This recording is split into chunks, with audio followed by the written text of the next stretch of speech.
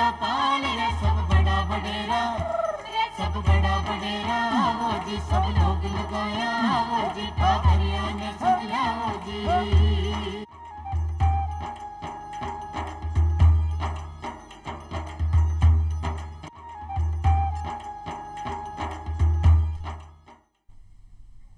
ग्रामीण भाई बहनों नमस्कार। चौपाल कार्यक्रम में आप सभी को स्वागत है। भाइयों बहनों, राजस्थान सरकार की एक ऐसी महत्वाकांक्षी योजना है जिसको उद्देश्य है कि जो भी योजना सरकार चला रही है बीको फायदो पारदर्शी तरीका से जन जन तक पहुंच सके। इसके लिए एक कार्ड बनवो करें जिसको नाम है जन आधार कार्ड, और ये योजना को नाम है राजस्थान जन आधार योजना। अब उद्देश्य सिर्फ यही है कि एक कार्ड बन जाओ था को और बीसू हर योजना को लाभ था तक पहुंच जावे। अब ये कार्ड काई है, इसकी उपयोगिता काई है, यो काई तरीका से बन सके और काई काई जानकारी और इमा हो सके बी के बारे में आज आपा चर्चा कराला। इस कार्यक्रम में इस विषय पर चर्चा करवा के लिए आपने साथ पधार्या है श्री सीताराम स्वरूप जी, आप संयुक्त निदेशक राजस्थान जन आधार प्राधिकरण। सीताराम जी, आपका कार्यक्रम में बहुत बहुत स्वागत। नमस्कार। मेरा भी दर्शकों को सभी को नमस्कार। आज को कार्यक्रम बहुत महत्वपूर्ण है। आपा चाहवाला कि देखो सरकार तो कई योजना चलावो करे, लेकिन बीको फायदो बीको लाभ जन जन तक कहीं पहुंचे और कोई एक सरल तरीको है, ज़्यादा भागदौड़ न करनी पड़े, ज़्यादा बी के लिए कागजी दस्तावेज की यहाँ की जरूरत न पड़े। तो बी के बारे में आज अपन चर्चा करा, जन आधार के बारे में चर्चा करा। तो ये जन आधार कार्ड काई है? जन आधार कार्ड राकेश जी बेसिकली एक ऐसा एनवायरनमेंट, एक ऐसा वातावरण है, क्योंकि केवल कार्ड नहीं है, ये जन आधार योजना है। कार्ड उसका केवल एक पार्ट है, जो एक पहचान जो माननीय मुख्यमंत्री महोदय ने 2018 में बजट में ये घोषणा की थी कि भाई एक नंबर, एक कार्ड, एक पहचान सभी राजस्थान के निवासियों को दिया जाएगा। और उसके साथ ही एक ऐसा प्लेटफॉर्म बनाया जाएगा जिसके थ्रू जितने भी विभाग हैं जो अपनी योजनाओं का लाभ देना चाहते हैं वो एक ही प्लेटफॉर्म के माध्यम से दिया जाएगा, ताकि सभी विभागों को अपने अलग अलग से डेटाबेस नहीं बनाने पड़े और जो लाभार्थी हैं उनकी पहचान, पात्रता का निर्धारण एक ही जगह से हो जाए, ताकि डुप्लीसिटी ना रहे और कोई हमारे जो रिसोर्सेस हैं, जो संसाधन हैं, उनमें वेस्टेज नहीं हो, पहचान आराम से हो जाए। जनाधार कार्ड बेसिकली एक फैमिली कार्ड है, परिवार का कार्ड है, परिवार की पहचान है, जिसमें सभी के सभी मेंबर जो होते हैं, सदस्य जो होते हैं फैमिली के, वो जुड़े रहते हैं और जिन जिन को भी इसमें लाभ मिलता है सरकार की किसी भी योजना के माध्यम से, उन सब का इसमें विवरण होता है। इस वजह से ये एक अलग तरह का केवल कार्ड ही नहीं है और एक प्लेटफॉर्म भी है, जिससे कि योजनाओं का लाभ जन जन तक बिना किसी रुकावट के और बिना किसी एक विभाग के भरोसे रह करके दिया जाता है। जी, एक कार्ड फायदो अनेक। हाँ, अब इनकी पात्रता काई है, काई तरीके से आप इन्हें बनवा सका? जनाधार कार्ड लेने के लिए आपको राजस्थान का निवासी होना अनिवार्य है। मैं निवासी को थोड़ा सा एक बार स्पष्ट कर देता हूं कि इसका सिटीजनशिप या नागरिकता से कोई संबंध नहीं है। निवासी की जो हमारे जनसंख्या जनगणना में जो परिभाषा है वही परिभाषा है कि भाई कोई भी 6 महीने से यहाँ पर रहता है वो जनाधार कार्ड पहचान के लिए बनवा सकता है। और इसके साथ ही जिन जिन को कोई लाभ लेना है, पात्रता जिनकी है, वो अपना इसमें निर्धारण करवा सकता है। वो हमारा जब भी नामांकन करवाना रहता है तब उसका निर्धारण इसमें किया जाता है। और एक मैं थोड़ा सा बता दूं कि जनाधार कार्ड की जो बनता है, जनाधार कार्ड वो महिला मुखिया के नाम पे बनता है और महिला मुखिया बनाने के लिए जो भी परिवार है, परिवार में 18 साल से प्लस की जो महिला है वो इसकी मुखिया बनने के लिए और पात्र है। उससे अगर किसी परिवार में महिला मुखिया नहीं है 18 साल से प्लस की, तो हम पुरुष को भी मुखिया बना सकते हैं, लेकिन उसकी एज होनी चाहिए 21 साल से ऊपर होनी चाहिए। और यदि दोनों ही नहीं हैं किसी परिवार में मान लो, तो फिर जो भी वयस्कतम उनमें जो सदस्य होगा उसको परिवार का मुखिया बनाया जा सकता है। कई बार 18 साल से कम के बच्चे होते हैं और कोई भी नहीं होता है, तो तब तक हम जो भी नियरेस्ट उनका जो परिवार का सदस्य होता है, चाचा ताऊ, उनको तब तक हम मुखिया बना सकते हैं जब तक कि उस पर्टिकुलर परिवार में और 21 साल से प्लस का कोई पुरुष ना हो जाए या 18 साल से प्लस की कोई महिला ना हो जाए। अन्यथा सभी निवासी परिवार जो है राजस्थान के जनाधार बनाने के लिए पात्र है। इनकी पात्रता कोई आर्थिक तौर पर भी है? कि परिवार की आर्थिक स्थिति के आधार पर बने? नहीं, आर्थिक तौर पर ऐसी कोई पात्रता नहीं है। ये कन्फ्यूजन भी है। मैं ये जो धारणा है वो भी मैं अभी आज एक्चुअली स्पष्ट करना चाहूँगा कि कुछ लोग सोचते हैं कि भाई ये धनवानों के लिए नहीं है या जो इनकम टैक्स देते हैं उनके लिए नहीं है। लेकिन मैं ये बताना चाहूँगा कि केंद्रीय सरकार द्वारा जनाधार कार्ड को पहचान का और पते का दस्तावेज के रूप में या रिश्ते के दस्तावेज के रूप में और स्वीकार किया गया, मान्यता दी गई है।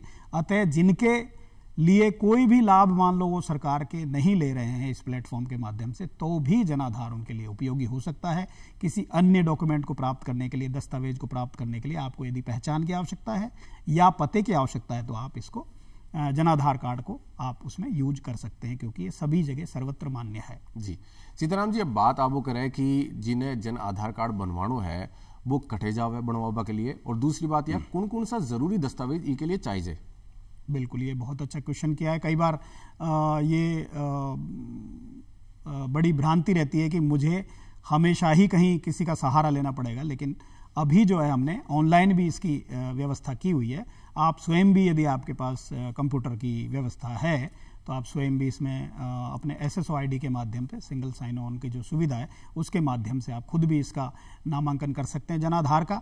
वो एकदम सिंपल प्रोसेस है। आप उस पर अपने पूरे परिवार की डिटेल्स डालेंगे, मेंबर्स जोड़ेंगे और जो भी जरूरी दस्तावेज हैं वो उसमें ऐड कर देंगे, तो आपका खुद भी आप इसका कर सकते हैं। अन्यथा जो ग्रामीण इलाके हैं या जो कम पढ़े लिखे लोग हैं या जिनके पास इलेक्ट्रॉनिक कोई डिवाइस अवेलेबल नहीं है, कोई कंप्यूटर नहीं है, तो वो अपने नज़दीकी ई मित्र कियोस्क पर जाकर भी ये काम करवा सकते हैं।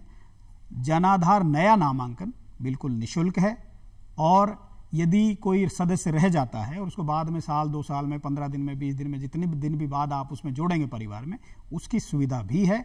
और परिवार में सदस्य जोड़ना भी निःशुल्क है केवल।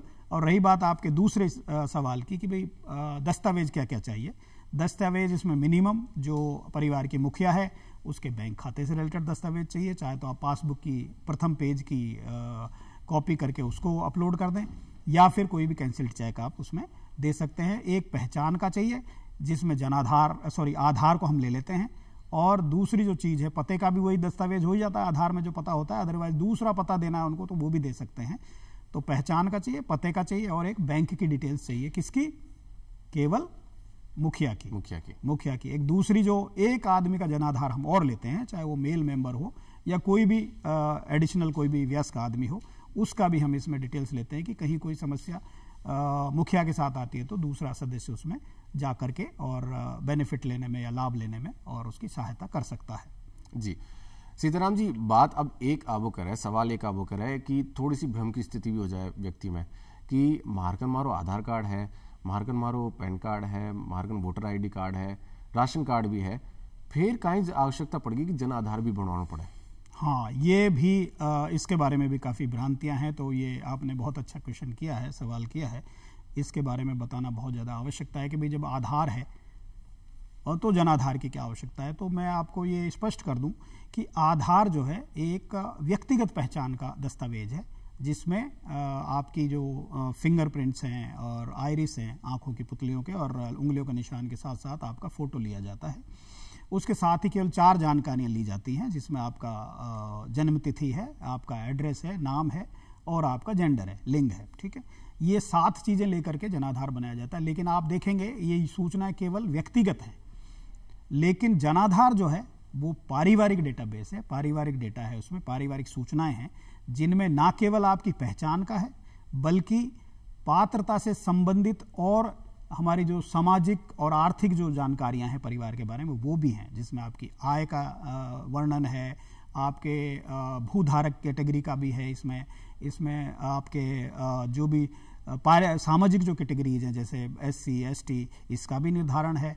तो आप जैसे भी सरकार को जो आवश्यकता पड़ती है किसी नीति निर्धारण के लिए किसी डेटा की, तो वो जनाधार में आपको अवेलेबल होगा। तो परिवार और व्यक्तिगत, एक तो ये क्लियर डिफरेंस हो गया। फिर आपने राशन कार्ड का भी जिक्र किया, तो राशन कार्ड केवल ऐसे लोगों के काम का है जिसमें कम डेटा है और केवल राशन जो प्राप्त करते हैं उनके लिए बहुत ज़्यादा उसका उपयोग है। बाकी चीज़ों के लिए तो सरकार ने वैसे भी राशन को पता और इन सब के लिए तो बैन किया हुआ है, तो उसकी ज़्यादा कोई आवश्यकता नहीं है। लेकिन जनाधार इन सारे कामों को एक साथ ही लेकर के हम लगभग 41 सूचनाएं और दस्तावेज हम इसमें ले सकते हैं। जनाधार इतना फैलाव है इसका, और जितने भी ना केवल राज्य के स्तर पर बल्कि केंद्र सरकार के भी जितने भी सेवाएं देने के या लाभ देने के रिक्वायरमेंट्स है वो सारे के सारे जनाधार पूरे करता है। तो जनाधार एक तो क्या हो गया, फैमिली की पहचान वाली बात होगी, फैमिली की साथ में व्यक्तिगत पहचान भी इसमें है, और दूसरी बात ये पात्रता का निर्धारण भी करता है जो कि आधार नहीं कर सकता है। जी, अब सवाल और अब बात करा आपा उपयोगिता के बारे में, तो इको काई तरीके से फायदो ले सका, काई तरीके से राज्य सरकार की जो योजना है वो जन आधार के माध्यम से आपने तक पहुंचे। हाँ, तो ये इसकी नेक्स्ट स्टेज अपन मान सकते हैं। जैसे हमने नामांकन कराया, नामांकन कराने के बाद में हमने जनाधार कार्ड प्राप्त कर लिया, जो हमने जो खाद्य सुरक्षा योजना में जो भी लाभार्थी हैं उनको हमने प्लास्टिक कार्ड भी घर घर पहुंचाया है ई मित्र के माध्यम से, और बाकी लोग जो है ई कार्ड निकाल सकते हैं अपने। तो अभी काफ़ी अच्छा हमारा नंबर हो गया है, ऑलमोस्ट 1,87,00,000 परिवारों का हम डेटाबेस ले चुके हैं, नामांकन हो चुका है। उसके साथ ही अब नेक्स्ट स्टेज आती है कि इसका प्लेटफॉर्म जो हम कर रहे हैं उसका उपयोग कैसे हो। तो ये जनाधार प्राधिकरण जो अधिनियम पास हुआ है उसमें ये आवश्यक किया गया है कि जो भी विभाग लाभार्थी को कोई भी लाभ दे रहा है पात्रता के आधार पे, चाहे वो पेंशन है, छात्रवृत्ति है या इसी तरह की जो भी और लाभ है, चाहे चिरंजीवी योजना है, इन सब योजनाओं के लाभ केवल और केवल जनाधार के प्लेटफॉर्म के माध्यम से दिए जाएंगे। ये एक्ट में या अधिनियम में हमारे ये आवश्यक किया गया है। तो उसका पालन सभी विभागों को करना आवश्यक है। तो सभी विभागों को अपने जो खुद के जो सॉफ्टवेयर हैं वो जनाधार से इंटीग्रेट किए हैं, एकीकृत किए हैं, ताकि जो भी लाभार्थी उसका पात्र है, किसी उनकी जो योजना का पात्र है, उसकी एक बार चेकिंग जरूर हो जाए जनाधार के माध्यम से। तो ये एक इकलौता ऐसा प्लेटफॉर्म हो गया, एक इकलौता ऐसा डेटाबेस हो गया जिसमें सभी की डीडुप्लिसिटी हो जाती है, यानी कि रामलाल जो है रामचंद्र बन के या राम सिंह बन करके और कहीं लाभ ना ले रहा हो या डबल लाभ ना ले रहा हो, पहचान नहीं छुपा रहा हो, या उसकी कहीं ऐसा ना हो कि उम्र के आधार पर कोई लाभ मिल रहा है, मान लो 18 साल तक का है, 21 साल तक का है। पेंशन की बात करें, वृद्धा पेंशन की अगर अपन बात करें उसमें 60 साल है या 58 साल है, उसके हिसाब से कहीं ऐसा तो नहीं कि कहीं उम्र बदल करके वो कहीं और लाभ लेना चाह रहा हो। तो वो एक ही फिल्टर के माध्यम से अगर कोई चीज़ जाएगी, उसका पहचान होगी, उसका सत्यापन होगा जो कि जनाधार है, तो बाकी विभागों को भी इसका फायदा होगा कि वो कोई भी डुप्लिसिटी हटाने में कामयाब होंगे, जिससे रिसोर्सेज का लीकेज मिटेगा और बीच का जो भी बिचौलियागिरी वो सब है वो सबका इसका इलाज हो जाएगा, क्योंकि एक ही छेद के थ्रू सारे के सारे माध्यम हो रहे हैं। तो जनाधार प्लेटफॉर्म इस तरह से एक एकीकृत प्लेटफॉर्म है जिसके माध्यम से सारे के सारे विभाग जो है अपनी योजनाओं के लाभ लाभार्थियों तक पहुंचाते हैं। जी, तो इमें कहीं यहाँ भी हो सके कि कोई व्यक्ति जी कोई योजना को लाभ लेबो चाह रहे हैं तो वो भी पोर्टल पे पता कर सके कि मैं पात्र हूं या नहीं हूं। हाँ, पात्र वाली जो बात है, पात्रता की जो बात है, वो जनाधार नहीं निर्धारित करता है। जनाधार का सहारा लेकर के केवल डेटा को हम यूज करते हैं, हम यानी जो भी विभाग जो देना चाहता है।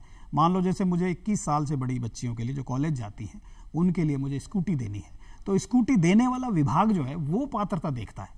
जी, आप समझ रहे हैं। लेकिन ये नीति निर्धारण वाली बात भी मैंने करी थी।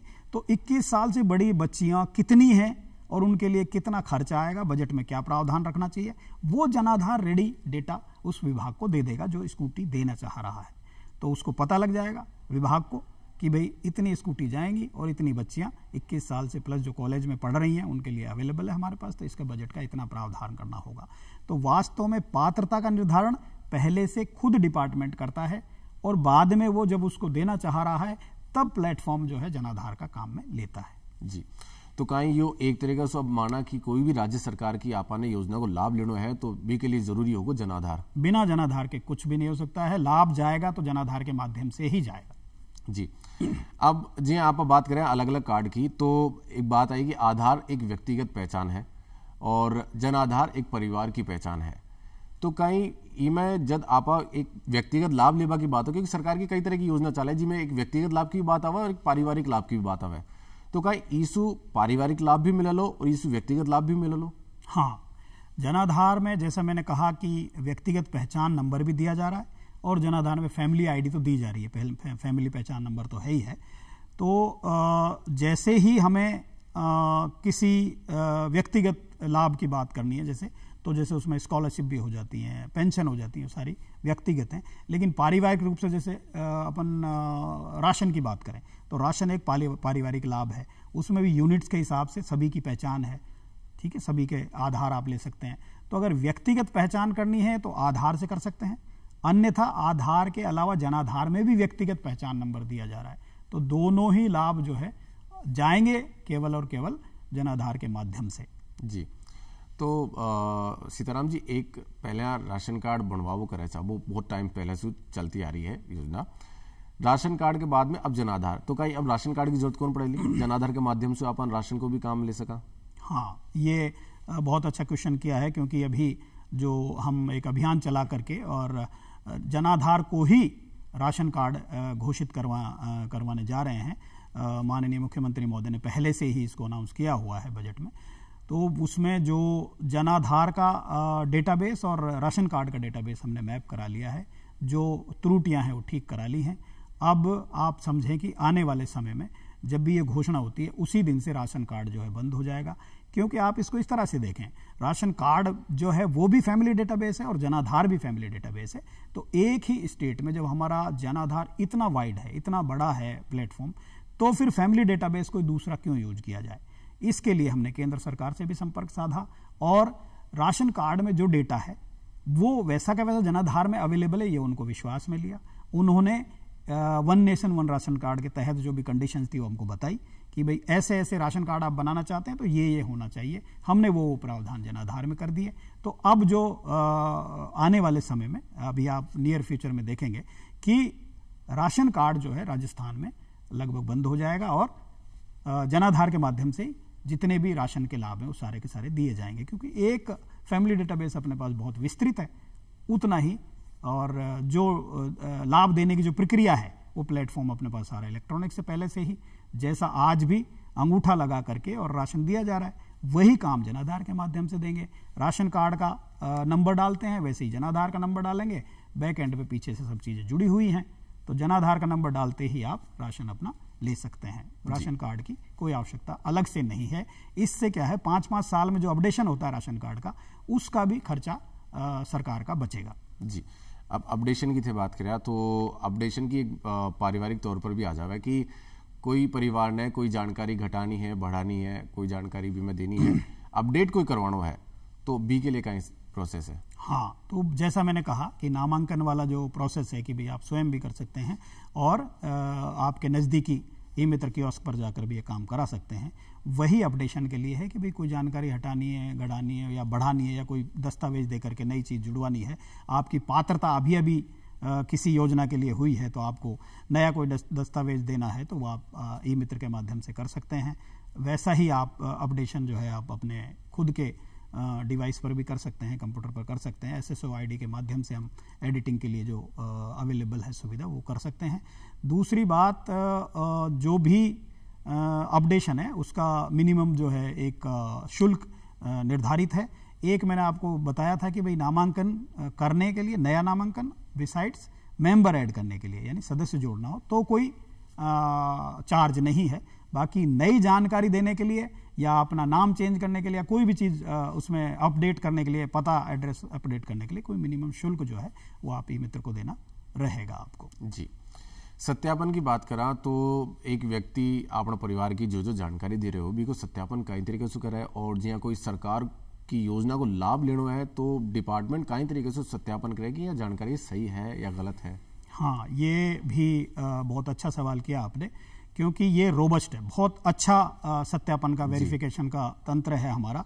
हमने 3 तरह से इसके सत्यापन की व्यवस्था की हुई है जनाधार में। जो भी जानकारी देता है या फिर नया जनाधार बनवाता है और नामांकन कराता है तो 3 तरह से इसका वेरिफिकेशन होता है। पहले हम ग्रामीण स्तर पर, यदि ग्रामीण है इलाका तो वहाँ पर जो ग्राम विकास अधिकारी है उसके माध्यम से पहला सत्यापन होता है। वो जा करके देख भी सकता है सूचना जो भरी है उसको सही भरी है कि नहीं भरी है, और फिजिकली करके भी वो आगे और इलेक्ट्रॉनिकली वो उसको टिक दबा करके भाई सत्यापित हो गया है, आगे बढ़ा देता है। आगे बढ़ाता है तो दूसरा सत्यापन है, वो है पंचायत समिति स्तर पर वीडियो के माध्यम से। तो फिर वीडियो भी उसको डेटा को देखता है, उसके साथ ही उसको कोई चीज़ ऐसी लगती है कि भाई और सत्यापित करानी चाहिए तो फिर से वीडियो जो है गांव में उसको बोल सकता है। इसी तरह से शहर में वार्ड में सत्यापन के लिए जो अधिशासी अधिकारी होते हैं उनको ये किया हुआ है, एम्पावर किया हुआ है कि वो सत्यापित करेंगे, उनको सत्यापन अधिकारी बनाया हुआ है। और तीसरी जो सत्यापन होता है वो हमारे यहाँ होता है आकर के, जब डेटा वहाँ से 2 बार सत्यापित होकर के आ जाता है तब हम कंप्यूटर से चेक करते हैं हर एक जानकारी को। धीरे धीरे एक सॉफ्टवेयर है जो हर एक अक्षर को और हर एक फोटो की हर एक क्वालिटी को, सब चीज़ को चेक करता है। बिसाइड्स जितने भी, जैसे मैंने कहा 1,87,00,000 ऑलमोस्ट परिवार हो चुके, उनके सब के डेटा को चेक करता है कि ये बंदा वही तो नहीं है, इनमें से पहले से तो नहीं हुआ है, इसलिए नया है। तो उस हिसाब से सारी जानकारी चेक करके और 3 सत्यापन के बाद फिर जा करके उसका जनाधार नामांकन या जनाधार में एडिशन या अपडेशन किया जाता है। तो ये जनाधार जो है वो सिर्फ राज्य सरकार की योजना को लाभ लेवा के लिए है, इमे केंद्र सरकार की योजना को लाभ लेवा के लिए नहीं वो नहीं। अच्छा, इमे डीबीटी भारत पोर्टल से कहीं जोड़े जावे इन्हें, और बी के बारे में थोड़ी सी जानकारी होगी। हाँ, तो जो आपने कहा वो थोड़ा सा मिसमैच है उसमें जी क्योंकि जनाधार की जो प्लेटफॉर्म है उसको लाभ देने के लिए तो केंद्र सरकार की योजना हो तो भी उसके माध्यम से जाएगा, क्योंकि लाभार्थी तो वही हैं, वही स्टेट वाले ही हैं लाभार्थी तो। और या फिर राज्य की कोई योजना हो किसी विभाग की तो भी जनाधार प्लेटफॉर्म के माध्यम से दी जाएगी। और जो डीबीटी वाली जो बात कही आपने, डायरेक्ट बेनिफिट ट्रांसफर में जो प्रत्यक्ष लाभ हस्तांतरण है, वो वही चीज़ जो मैं प्लेटफॉर्म बार बार कह रहा हूँ कि इसी के माध्यम से जाएगा। तो वो योजनाओं का एकीकरण करके और फिर उसके साथ में जो पाथ है कैश बेनिफिट के लिए या फिर आधार के सत्यापन से नॉन कैश बेनिफिट के लिए, यानी नगद और गैर नगद लाभ दोनों के दोनों इसी प्लेटफॉर्म के माध्यम से दोनों तरह की या जितनी भी तरह की योजनाएं हैं, चाहे वो आधा सेंटर का है, केंद्र का है, आधा राज्य का है फंड, उसमें सभी का इसी प्लेटफॉर्म के माध्यम से राज्य के निवासियों को लाभ दिया जा रहा है।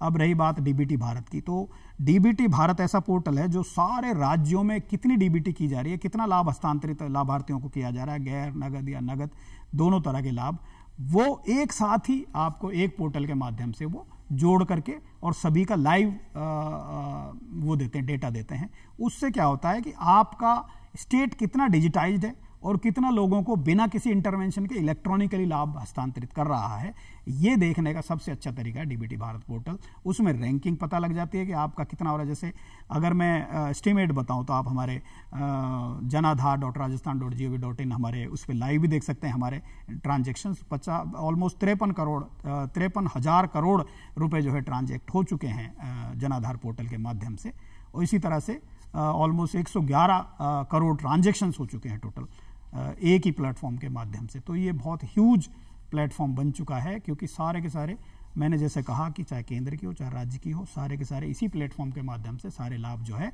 लाभार्थियों को दिए जा रहे हैं। जी तो सीताराम जी, एक छोटो सा सवाल और, समय की आपने सीमा है तो भी सीमा के मायमा आप एक सवाल और कर लिया। भविष्य में और काई तरीका से में अपडेशन हो सके और काई तरीका से फायदेमंद हो सके लो? जनाधार चूंकि मैंने जैसा कहा कि बड़ा ह्यूज और विस्तृत डेटाबेस है, तो इसका फ़ायदा लेने के लिए जो हमारा जनाधार प्राधिकरण एक्ट अधिनियम है 2020, उसमें और भी 2-3 फंक्शन है जो अभी आना बाकी हैं। तो आने वाले दिनों में आप देखेंगे ग्रामीण इलाकों में बीमा का, ठीक है, चाहे जो सामान्य बीमा हो चाहे वो जीवन बीमा हो, उसका अभी फैलाव बहुत कम है, तो उसमें सपोर्ट की बहुत ज़्यादा आवश्यकता है। तो हम इसके माध्यम से बीमा कंपनियों को लेकर के जनाधार के माध्यम से उसी प्लेटफॉर्म के माध्यम से सत्यापन करवा करके और कोशिश करेंगे कि ज़्यादा से ज़्यादा बीमा के लाभार्थी इसके साथ में जुड़ें, और जो गरीब लोग जिनके पास कोई सहारा नहीं बचता है, जिनकी अकाल मृत्यु के बाद में जो उनके बच्चे हैं वो सबको लिए कुछ भी नहीं बचता है, तो बीमा का लाभ उनको मिलेगा। दूसरा जो मैं बताना चाहूँगा वो है ई कॉमर्स का लाभ। आपको शहर में आप देखते हैं अमेजन के माध्यम से, फ्लिपकार्ट के माध्यम से आप सारी सस्ती चीज़ें ले सकते हैं, डिस्काउंट के माध्यम से ले सकते हैं, लेकिन ग्रामीण इलाकों में रेट में वो चीज़ें मिलती हैं। तो हम चाहेंगे कि ई कॉमर्स वाला प्लेटफॉर्म इसके साथ जोड़ें और ग्रामीण इलाकों में ये जनाधार के जो प्लेटफॉर्म है। बिल्कुल सीताराम जी, आज थे कार्यक्रम में पधार्या और जन आधार की उपयोगिता पर अति महत्वपूर्ण जानकारी आपना दर्शक भाई बहनों तक पहुंचाया, जी के लिए था को बहुत बहुत धन्यवाद, बहुत बहुत आभार। और ग्रामीण भाइयों बहनों, मन उम्मीद है कि आज को कार्यक्रम थाने पसंद आयो और जन आधार की उपयोगिता थे समझगा और इन्हें जल्द से जल्द बनवा लियो ताकि राज्य सरकार की सारी योजना को लाभ था तक पहुंच जावे। और आज का कार्यक्रम में देव माने इजाजत। राम राम सा। नमस्कार।